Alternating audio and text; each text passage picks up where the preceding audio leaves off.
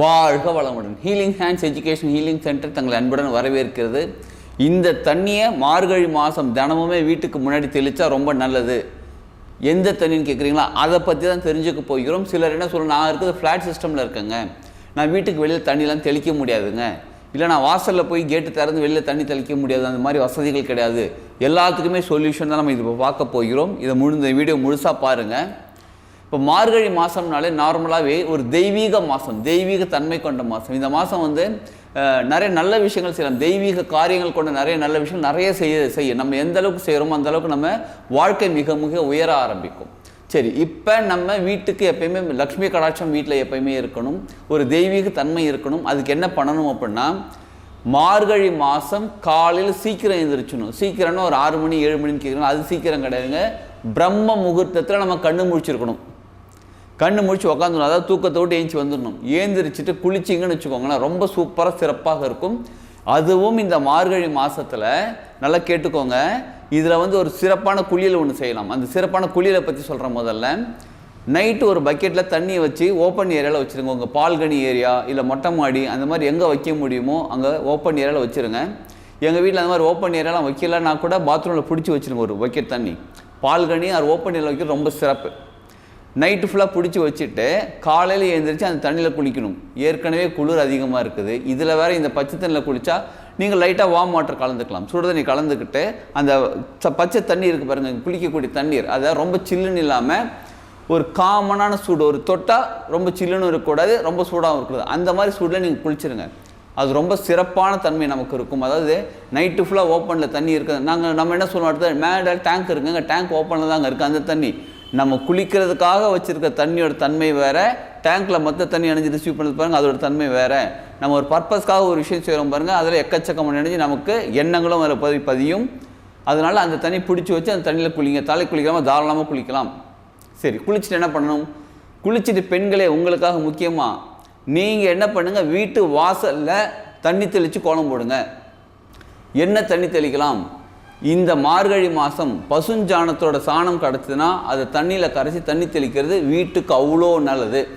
இப்போ வந்து நம்ம இருக்கிற வீடியோ வந்து கிரானைட்டு டைல்ஸில் இருக்கிறோம், அதுக்கு முன்னாடி சிமெண்ட் தர, அதுக்கு முன்னாடி இந்த மொசைக்கெலாம் இருந்துச்சு பாருங்க. அதுக்கெல்லாம் முன்னாடி காலத்தில் வீடு எப்படி இருக்கும்னா, வீட்டிலையே மண் தான் மொழி இருப்பாங்க, அதில் சாணம் தெளித்து மொழுவாங்க. அந்த மாதிரி வீடு வாழும்போது ரொம்ப சிறப்பாக இருந்தாங்க, ஆரோக்கியமாகவும் இருந்தாங்க.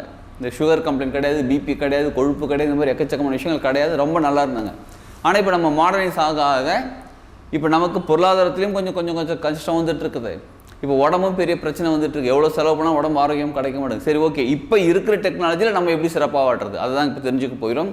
இப்போ நம்ம வீட்டு வாசல், இப்போ இண்டிவிஜுவல் ஹவுஸாக இருக்குது அப்படின்னா நீங்கள் வீட்டு வாசலில் பசுஞ்சாணம் கிடச்சா அந்த சாணத்தை கரைச்சி அது வீடு, அதாவது முன்னாடி தெளிச்சுட்டு அதுக்கப்புறம் நீங்கள் கோலம் போடுங்க. இப்போ நீங்கள் ஃப்ளாட் சிஸ்டமில் இருக்கீங்கன்னா பசுஞ்சாணம் கிடச்சுன்னா பசுஞ்சாணம் லைட்டாக கரைச்சிக்கிட்டு உங்கள் வீட்டு வாசலுக்கு முன்னாடி அட்லீஸ்ட் கொஞ்சமாவது லைட்டாக தண்ணி தெளித்து தொடச்சாது விடுங்க, அட்லீஸ்ட் தொடச்சாது விடுங்க. சரிங்களா? இப்போ அடுத்த கேள்வி, பசுஞ்சாணத்துக்கு நான் எங்கே போகிறது? இதே நான் ஒரு கிராமத்தில் இருந்தேன்னா மாடு பக்கத்தில் இருந்தால் பசுஞ்சாணம் வாங்கலாம், சாணமே கிடைக்கிறது, எறும்பு சாணமும் கிடையாது, பசுஞ்சாணமும் கிடைக்கிறது இல்லை. நான் இருக்கிறது ஒரு சிட்டிக்குள்ளே இருக்கிறேன். இப்போ என்ன பண்ணலாம், நல்லா கவனிச்சுக்கோங்க. யாருக்கெல்லாம் ஒரிஜினல் சாணம் கிடைக்கலையோ அவங்களாம் என்ன தெரியுமா பண்ணுங்க, கொஞ்சமாக பச்சைக்கற்பூரம் எடுத்துக்கோங்க, கொஞ்சம் மஞ்சத்தூள், சமையல் மஞ்சத்தூள் கிடையாதுங்க, குளிக்கிறதுக்கு மஞ்சத்தூள், அதாவது பசு மஞ்சள்னு ஒன்று இருக்குது. அந்த பசு மஞ்சளை வாங்கி அதை அரைச்சி வச்சுக்கிட்டாலும் சரி, ரொம்ப சிறப்பானது, பொடி பண்ணி வச்சுக்கிட்டாலும் சரி, இல்லை கஸ்தூரி மஞ்சளும் ஓகே தான். ஆர் கடையில் போய் மஞ்சள் இருக்குது, மஞ்சள் கிழங்கு இருக்குது பாருங்கள், அந்த மஞ்சள் கிழங்கை வாங்கி நீங்கள் பொடி பண்ணி வச்சுக்கிட்டாலும் சரி. ஆக மொத்தம் மஞ்சத்தூள், அப்புறம் பச்சை கற்பூரம் கொஞ்சம், மஞ்சத்தூள், பச்சை கற்பூரம், கிராம்பு, ஏலக்காய். என்ன தெரியுமா பண்ணுங்கள், ஒரு 15 இல்லை 20 ஏலக்காய் எடுத்துக்கோங்க, ஒரு 15 இல்லைனா 20 கிராம்பு எடுத்துக்கோங்க, 2 ஈக்குவலாக. பச்சை கற்பூரம் கொஞ்சம் எடுத்துக்கோங்க, ஒரு 50 கிராம் அந்த மாதிரி கொஞ்சம் எடுத்துக்கோங்க. மஞ்சள் தூள் இருக்குது பாருங்கள், மஞ்சள் தூளாக இருந்தாலும் அதையும் சேர்த்துக்கோங்க, இல்லைனா மஞ்சள் கிழங்கு அந்த மாதிரி கிடச்சி எல்லாத்தையும் ஒன்றா சேர்த்து அரைச்சிடுங்க. மிக்சியில் போட்டு அரைச்சி ஒரு பாக்ஸில் தண்ணி எடுத்து வச்சுருங்க. என்ன பண்ணுங்கள், நைட்டு என்ன பண்ணுங்கள், அதாவது இதை அரைச்சி முடித்து பவுடர் எடுத்து ரெடி பண்ணி வச்சுட்டீங்க. இதை நைட்டே என்ன பண்ணுங்கள், கொஞ்சம் தண்ணியில் ஒரு சின்ன பக்கெட் எடுத்து பக்கெட்டில் தண்ணி பிடிச்சி வச்சு அந்த பக்கெட்டில் தண்ணியில் இந்த பொடி இருக்குது பாருங்கள், கொஞ்சம் இந்த அளவு போதும், இந்த அளவு கொஞ்சமாக எடுத்து, அதாவது இந்த அளவு எவ்வளோ உங்கள் ஏரியா எவ்வளோக்கு தெளிக்க போகிறீங்களோ அதுக்கு அந்த மாதிரி எடுத்து அந்த தண்ணியில் போட்டு லைட்டாக கரைச்சி மூடி வச்சுருங்க. இதை பச்சை கற்பூரம் கரைஞ்சிரும். காலையில் ஏந்திரிச்சு அந்த தண்ணியை வீடு முன்னாடி தெளிக்கும் போது கிட்டத்தட்ட அந்த பசுஞ்சாணத்தினால நமக்கு என்னென்ன பலன்கள் கிடைக்குமோ அதுவும் சேர்ந்து கிடைக்கும். அதை தவிர இன்னும் எக்ஸ்ட்ரா நிறைய நல்ல பலன்களும் சேர்ந்து கிடைக்கும். ஒரு வாசனையாக இருக்கும், செம்மையாக ஒரு வாசனை, ஒரு தெய்வீக வாசனையாக இருக்கும். இந்த வாசனைக்கு நமக்கே ஒரு மாதிரி இருக்கும், அப்பா ஃப்ரெஷ்ஷாக இருக்குப்பா, சூப்பராக இருக்குப்பா அப்படின்னு இருக்கும். அது எப்போ திரும்ப செய்யணும்? நைட்டே நான் இதெல்லாம் செஞ்சு வச்சுட்டு கோலம்லாம் போட்டு வச்சுட்டு காலையில் எழுந்துச்சு அப்படி அந்த கதைலாம் வேண்டாங்க. நல்லா கவனிச்சுக்கோங்க. நம்ம பெரியோர்கள், நம்ம முன்னோர்கள் நமக்கு ஒரு சில விஷயங்கள் சொல்லி வச்சுருக்காங்க பாருங்கள். அதுக்கு அது ஒரு தன்மை இருக்குது, அதோட தாத்பரியம் ஒன்று இருக்குது. நம்ம அதை புரிஞ்சிக்க மாட்டோங்கிறோம். புரிஞ்சிக்காமல் நம்ம என்ன பண்ணுறோம், நமக்கு வசதி எதுவும் அதை பற்றி செஞ்சுக்கிட்டு இருக்கோம். இங்கே வசதி பார்க்குறதில்ல. காலையில் பிரம்ம முகூர்த்தத்தில் எழுந்திரிச்சு ஒரு 4 மணிக்கு எழுந்திரிச்சு குளிச்சுட்டு நீங்கள் வீட்டுக்கு வெளியில் கோலம் போடும்போது, வீட்டுக்கு வெளியில் நிற்கும் போது அந்த பிரம்ம முகூர்த்தத்தில் வரக்கூடிய அந்த பனித்துளிகளும், பனியை குடிக்கிறதுன்னு சொல்லுவாங்க. இதுதான் பனி எடுக்கிறது, பனி மூச்சு எடுக்கிறது, பனி குடிக்கிறதுன்னு சொல்லுவாங்க. இந்த பனிக்காற்று மூலியமாக நம்ம உடம்புக்குள்ளே போகும்போது, அதுவும் அந்த பிரம்ம முகூர்த்தத்தில் அந்த பனிக்காற்று உள்ளுக்குள்ளே போகும்போது நம்ம உடலுக்கு ரொம்ப ஆரோக்கியம் நிச்சயமாக கிடைக்கும். சிலர் சொல்லுவாங்க பனிக்காற்றுல போய் இன்னும் சளி பிடிக்குது, உடம்புல இருக்கக்கூடிய கழிவுகள் வெளியில் வரும். சிலருக்கு ஜுரம் வருது, உடம்புல இருக்கக்கூடிய கழிவுகள் வெளியில் சரியாகுது. இது 1 நாள் 2 நாள் நீங்கள் தினமும் போய் நிற்கிறீங்க, 2 நாள் சளி பிடிக்கும், 3ஆவது நாள் சளி பிடிக்கும், 4ஆவது நாள் எல்லாமே சரியாடும். உங்கள் உடம்பு ஆரோக்கியமாக ஆரம்பிக்கும். உங்கள் ஃபேஸே ஒரு தெளிவு கிடைக்கும். உங்கள் ஃபேஸில் ஒரு தேஜஸ் கிடைக்கும், ஒரு தெய்வீக தன்மை உங்கள் ஃபேஸில் வரும். சரி, ஆண்கள் என்ன பண்ணுறது? ஆண்கள் யோகாசனம் செஞ்சால் யோகாசனம் பண்ணுங்கள். எனக்கு யோகாசனம் தெரியாதுங்க, நான் என்ன பண்ணுறதுங்க? வாக்கிங் போங்க. காலையில் எப்போ? 4:30 மணிக்கு.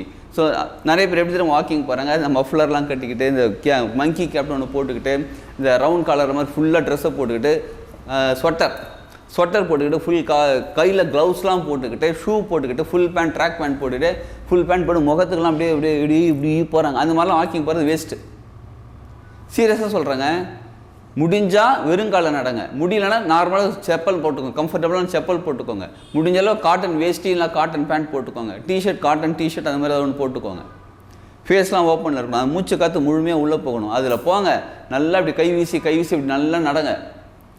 சிலருக்கு வேர்க்கணும், அந்த அளவுக்கு வாக்கிங் போகணும். சிலர் என்ன சொல்லுவாங்க, இந்த பணியில் எங்கெங்கே வேர்க்கும், நீங்கள் நடந்து பாருங்களேன் வேர்க்கும். சரி, இப்போ சளி பிடிக்காதா? சளி பிடிக்காது. சிலருக்கு பிடிக்குதுன்னா உடம்புல கழிவு இருக்குது, சரியாயிடும். 1 நாள் 2 நாள் சளி பிடிக்கும், சரியாயிடும். 3ஆவது நாள் நீங்கள் நார்மலாக ஆடுவீங்க. இப்படி நீங்கள் நடக்கும்போது உங்கள் உடம்புக்கு ரொம்ப ஆரோக்கியம் சூப்பராக கிடைக்குங்க. உங்கள் ஃபேஸே ஒரு தேஜஸ், ஆண்கள் உங்களுக்கும் தான், எல்லாருக்கும் ஒரு ஃபேஸே ஒரு தேஜஸாக வந்துவிடும். ஒரு அருமையான என்ன சொல்லலாம், ஒரு சுறுசுறுப்பான மனநிலை நமக்கு இருக்குங்க. ஸோ வீட்டு வாசலில் இந்த தண்ணி தெளித்து நீங்கள் கோலம் போடுங்க. என்ன கோலம் போடலாம்? அரிசி மாவு கோலம் தான் போடணும். நீங்கள் கலராக கோலம் போட்டு வீட்டை டெக்கரேஷன் பண்ணுறதுக்கு இது நீங்கள் டெக்கரேஷன் பண்ணுங்கள், நல்லா அழகாக தான் இருக்கும். ஆனால் அரிசி மாவு கோலம் போடுறதோட தன்மை அது ரொம்ப சிறப்பானது.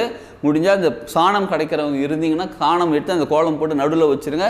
பூசணி பூ கிடச்சா வைங்க. சப்போஸ் பூசணி பூ கிடைக்கல அப்படின்னா செம்பருத்தி போயிங்க. எனக்கு சாணமும் கிடைக்கல அப்படின்னா செம்பருத்தி போயிங்க. எனக்கு செம்பருத்தி பூ கிடைக்கல, ஒன்றுமே பரவாயில்ல விடுங்க.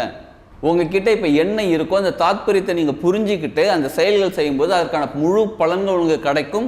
ஸோ இந்த தண்ணி நல்லா கேட்டுக்கோங்க. பச்சை கற்பூரம், ஏலக்காய், கிராம்பு, மஞ்சள் இதெல்லாம் சேர்த்து அரைச்சி தண்ணியில் கரைச்சி நைட்டே வச்சு அதை காலையில் தான் தெளிக்கணும். தெளித்து கோலம் போடுங்க, ரொம்ப சூப்பராக இருக்கும். அதுவும் பெண்கள் ஏன் தெரியுமா கோலம் போடணும்? அப்படி குனிஞ்சி நிமிருவாங்க, குத்த வச்சு உட்காருவாங்க, அப்படி ஏந்திரிப்பாங்க. இதுவே உங்களுக்கு செய்கிறது யோகாசனம் மாதிரி தான். ஆண்கள் யோகாசனம் யோகாசனம் செய்யுங்க, இல்லை வாக்கிங் போங்க. பெண்கள் வாக்கிங் போகலாம், தாராளமாக போகலாம்.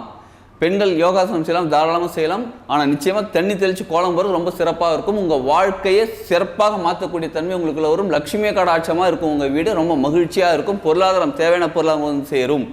சரிங்களா? இதை ஃபாலோ பண்ணுங்கள், வாழ்க்கையை முன்னேற்றிக்கோங்க. பொருளாதாரம் எல்லாமே, அதாவது இந்த மாதம் வருஷத்துக்கு ஒரு தடவை தான் வருது. இந்த மாதத்தை பயன்படுத்தி நமக்கு என்னெல்லாம் வேணுமோ அவ்வளோ எடுத்துக்கலாம், என்னெல்லாம் வேணுமோ அது கேட்டு வாங்கிக்கலாம். எவ்வளோ சிறப்பான விஷயங்கள் இருக்குது இந்த மாதத்தில். இன்னும் அடுத்தடுத்த பதிவுகள் இந்த மாதத்தோட சிறப்புகள் என்னன்னு பார்க்கலாம். வாழ்க வளமுடன்.